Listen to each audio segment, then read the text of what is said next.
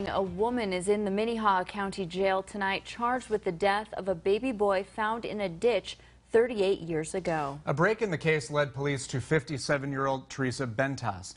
Authorities found her just a mile away from the 1981 crime scene. Tonight, she's charged with murder. KELOLAND's Kelly Volk was there as investigators announced the breakthrough. Kelly?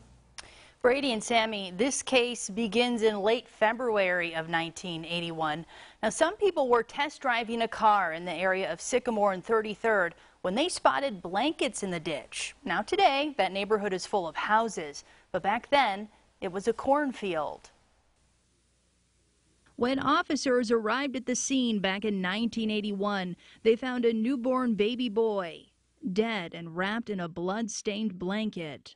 An autopsy revealed that the infant was born alive and had been breathing, but had slowly succumbed to exposure. Investigators followed up on leads, but they couldn't find the boy's family. The case went cold.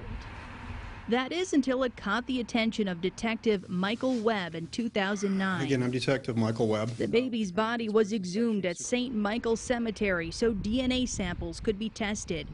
No matches turned up in the DNA database. Recently, the department turned to genealogy services.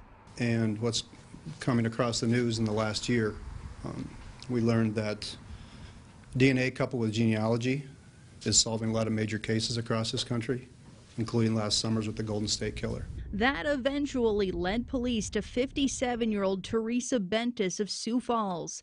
Police say she's the mother of baby Andrew John Doe.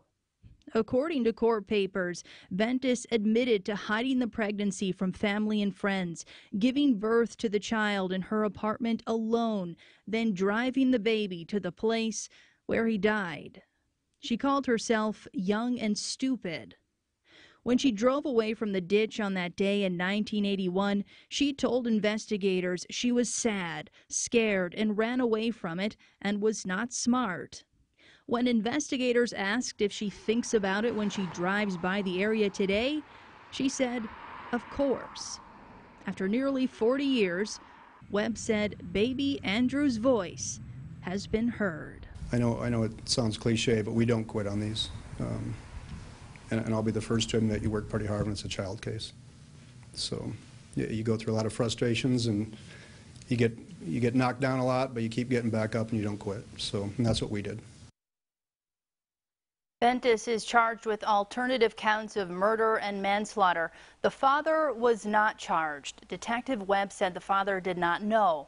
Court papers do say he noticed Bentas, quote, had a bump and then no bump, end quote, around the time the victim was found, but he didn't believe she was capable of doing such a thing. Thanks.